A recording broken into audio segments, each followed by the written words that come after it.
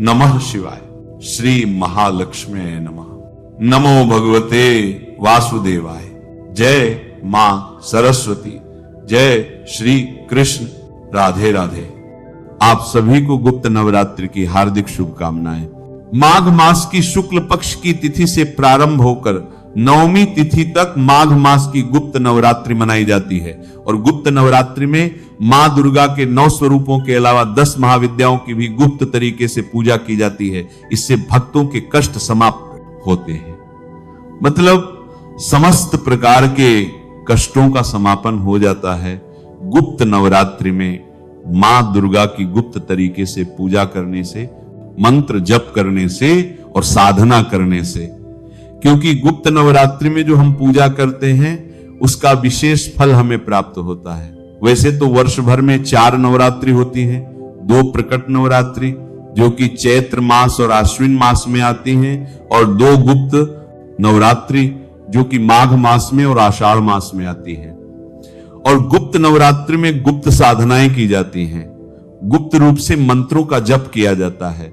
यह समय होता है तांत्रिक साधना का, मतलब विशेष रूप से जो गुप्त नवरात्रि की साधना होती है साधु संत करते हैं, सन्यासी करते हैं, तांत्रिक करते हैं जो कि विशेष रूप से सिद्धियां प्राप्त करना चाहते हैं, मां दुर्गा की विशेष कृपा के पात्र बनना चाहते हैं।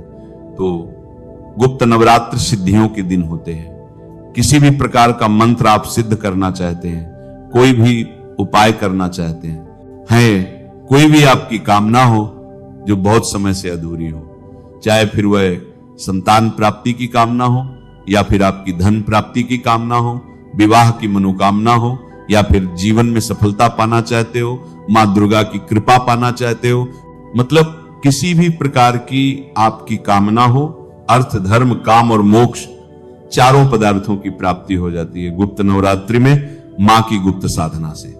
गुप्त नवरात्रि प्रतिपदा तिथि से प्रारंभ होती है, शुक्ल पक्ष की तिथि से। प्रतिपदा तिथि का प्रारंभ हो रहा है 19 जनवरी 2026 को सुबह 1:21 पर और प्रतिपदा तिथि का समापन हो रहा है 20 जनवरी 2026 को सुबह 2:14 पर। तो सूर्योदय कालीन तिथि के अनुसार 19 जनवरी 2026 सोमवार से गुप्त नवरात्रि का प्रारंभ होगा। नवरात्रि के पहले दिन मां शैलपुत्री की पूजा की जाती है, कलश की स्थापना करते हैं।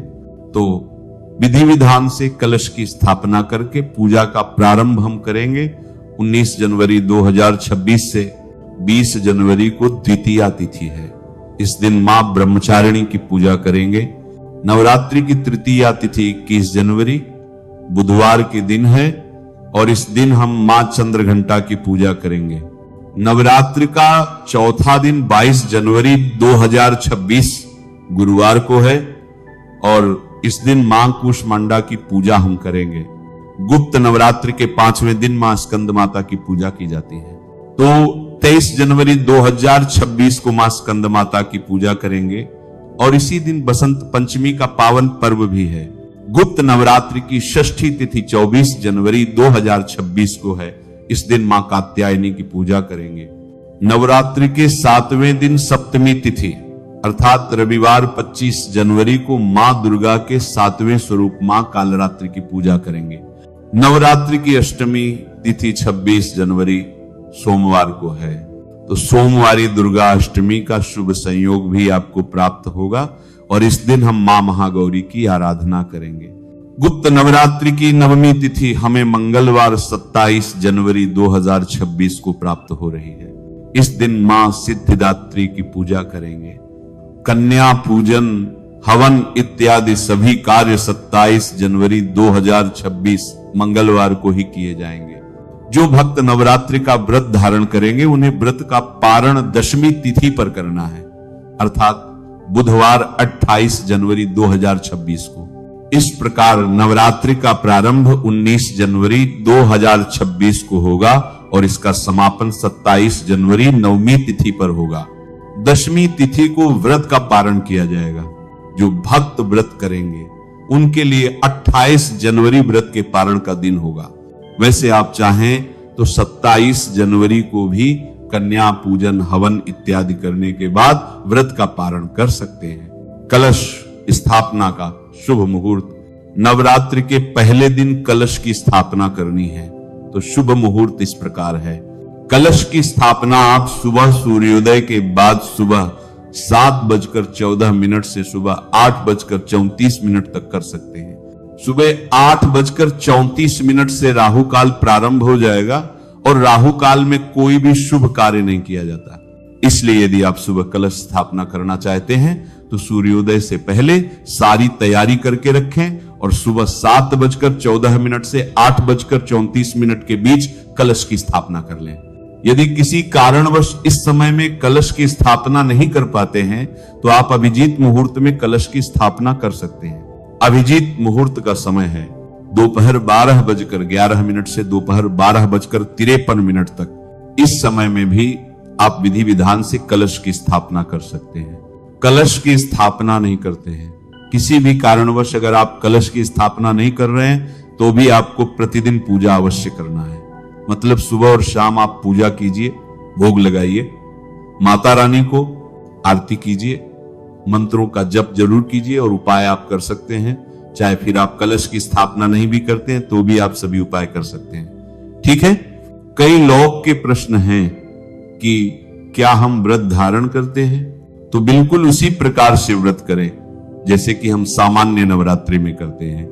हाँ जी, बिल्कुल उसी प्रकार से यह भी व्रत करना है जैसे कि हम चैत्र नवरात्रि में या फिर आश्विन मास की नवरात्रि में करते हैं। ठीक है। इसी प्रकार से कुछ भक्तों ने पूछा है कि क्या इस समय में हम अखंड दीप दान कर सकते हैं या फिर जवार बो सकते हैं? तो जी हां, आप चाहे तो अखंड दीप दान कर सकते हैं या फिर जवार बो सकते हैं। ये पूरी तरह से आपकी अपनी इच्छा पर निर्भर करता है। लेकिन अगर आप ये सब नहीं भी करते हैं, जैसे कि अखंड दीप दान नहीं करते हैं, व्रत नहीं करते हैं या फिर जवार नहीं बोते हैं, तो भी इससे कोई फर्क नहीं पड़ता है। आपको साधना करना, बस इतना ध्यान रखिए, यह जो गुप्त नवरात्रि होती है मंत्रों की सिद्धि के लिए विशेष रूप से जानी जाती है। इस समय में अधिक से अधिक मंत्रों का जप कीजिए। किसी भी मंत्र को आप जप सकते हैं, कोई भी एक मंत्र लीजिए और पूरी नवरात्रि में अधिक से अधिक संख्या में उसे जपने का प्रयास कीजिए। कैसे प्रारंभ करें? पहले दिन से पूजा, प्रातः काल जल्दी उठ जाइए और जिस प्रकार से हम प्रकट नवरात्रि में एक दिन पहले से ही घर के मंदिर की साफ सफाई कर लेते हैं, उसी प्रकार से घर के मंदिर की एक दिन पहले ही साफ सफाई कर लीजिए। अच्छी प्रकार से अगर आप चौकी लगाना चाहते हैं तो बिल्कुल आप चौकी लगाकर पूजा कर सकते हैं, नहीं तो घर के मंदिर में जहां माता विराजित है वहां पर भी पूजा कर सकते हैं।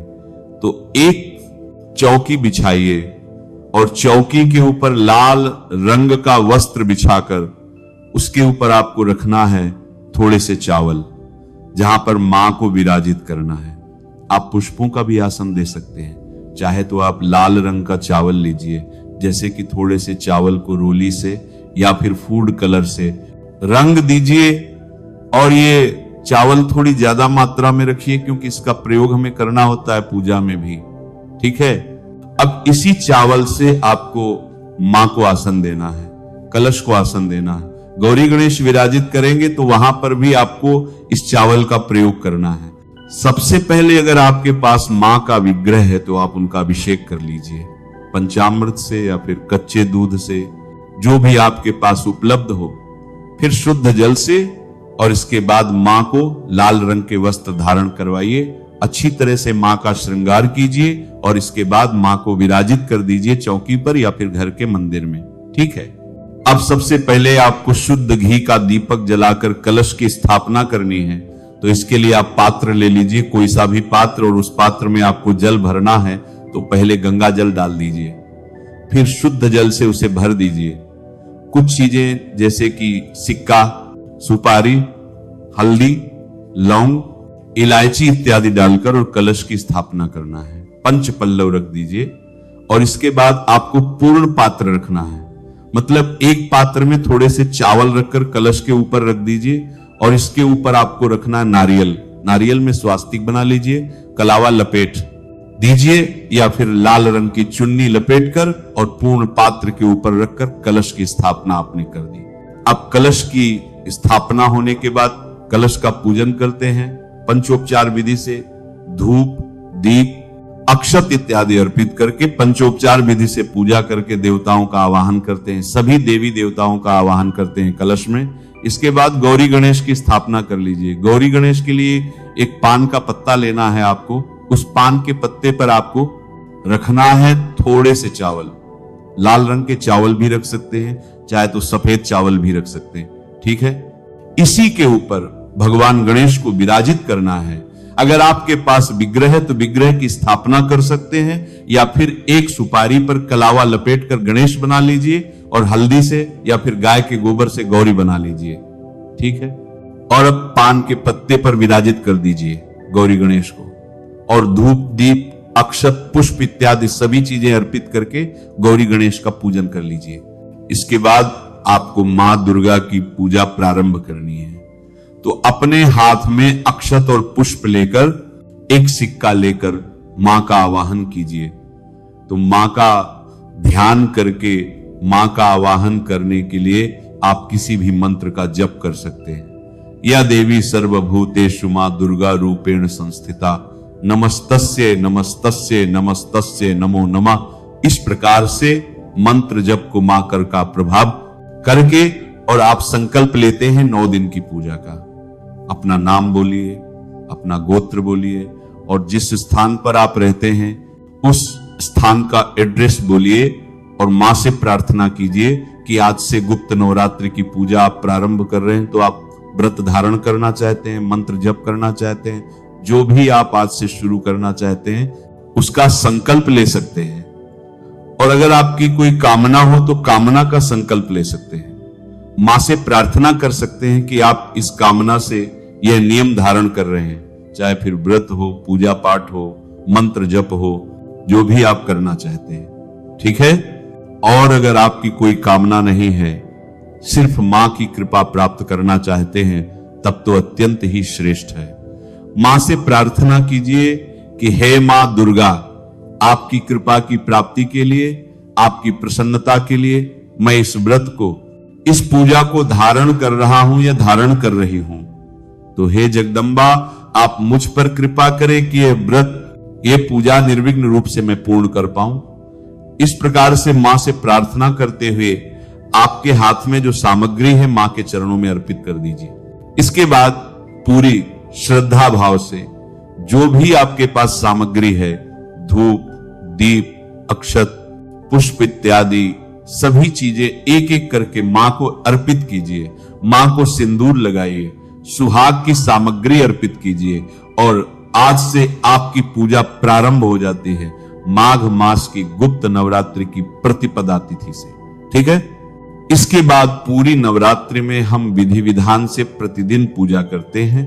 सुबह और शाम दोनों समय पूजा होती है, जैसे कि हम प्रकट नवरात्रि में करते हैं। लेकिन गुप्त नवरात्रि में पूजा का जो सर्वाधिक श्रेष्ठ समय होता है वह होता है ब्रह्म मुहूर्त का। जैसे कि सुबह 3 बजे से 5 बजे के बीच में अगर आप पूजा करते हैं तो यह सर्वाधिक श्रेष्ठ है किसी भी कामना को पूर्ण करने के लिए। या फिर आप रात में कर सकते हैं, जैसे कि 8 बजे के बाद रात्रि 11 बजे तक, 11:30 तक आप पूजा कर सकते हैं। अच्छा, 11:30 के बाद जो पूजा होती है वह तांत्रिक पूजा होती है, ठीक है। मतलब 12 बजे रात्रि में तांत्रिक पूजा करते हैं, मतलब जो भक्त कोई विशेष सिद्धि प्राप्त करना चाहते हैं, गुरु के द्वारा 10 महाविद्याओं की आराधना करना चाहते हैं, या उनका कोई अपना नियम होता है तंत्र सिद्धि का, तो ऐसे साधक रात्रि में 12 बजे भी पूजा करते हैं। लेकिन आम गृहस्थ जन के लिए ब्रह्म मुहूर्त की पूजा, सुबह की पूजा, सायंकालीन पूजा या फिर रात्रि में 11:30 से पहले की पूजा बहुत ही श्रेष्ठ है।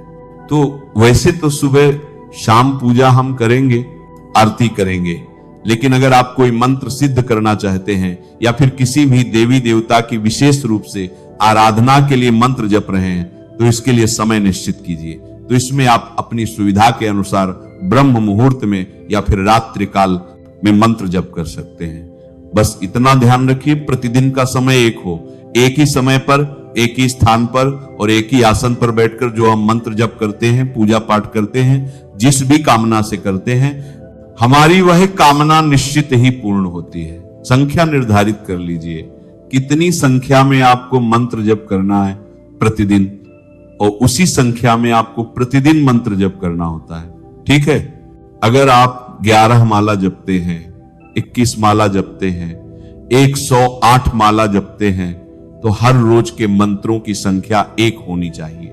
ठीक है, मतलब ऐसा नहीं होना चाहिए कि आज आप 11 माला जपें और अगले दिन 108 माला जपेंगे, फिर उसके अगले दिन आप 11 माला जपेंगे। ऐसा नहीं करना है। मंत्रों की संख्या आप निर्धारित कर लीजिए। 9 दिन में आप कितनी संख्या में मंत्र जप करना चाहते हैं, फिर उसके अनुसार आप प्रतिदिन की माला बांट लीजिए और प्रतिदिन की माला एक रखते हुए आपको 9 दिन तक मंत्र जप करना है।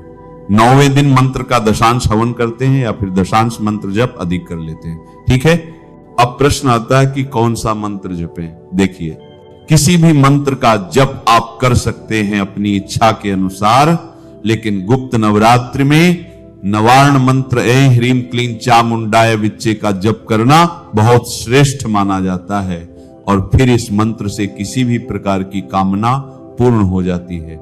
चाहे फिर आपकी धन प्राप्ति की कामना हो, संतान प्राप्ति की कामना हो, विवाह की मनोकामना हो, मां की कृपा पाना चाहते हो, जीवन में सफलता पाना चाहते हो, मतलब अर्थ, धर्म, काम और मोक्ष चारों पदार्थों की प्राप्ति हो जाती है नवार्ण मंत्र से।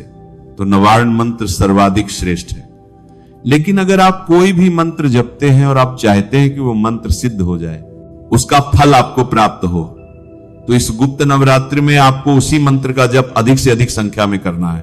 ठीक है, मंत्र बहुत सारे नहीं करने, कोई भी एक मंत्र ले लीजिए और उसी मंत्र को अधिक संख्या में जपिए। ठीक है, अपनी कामना निश्चित कर लीजिए, मां से प्रार्थना कर लीजिए कि इस कामना से आप इस मंत्र का जप कर रहे हैं और मां से प्रार्थना करते हुए प्रतिदिन आपको अधिक संख्या में उसी मंत्र का जप करना है। ठीक है, इसके अलावा नवरात्रि है तो दुर्गा सप्तशती का पाठ हम करेंगे, सिद्ध कुंज का स्तोत्र का पाठ कर सकते हैं, देवी कवच का पाठ आप कर सकते हैं, प्रतिदिन दुर्गा चालीसा या फिर विंध्याचली चालीसा, ये सभी चीजें पढ़ी जाएंगी।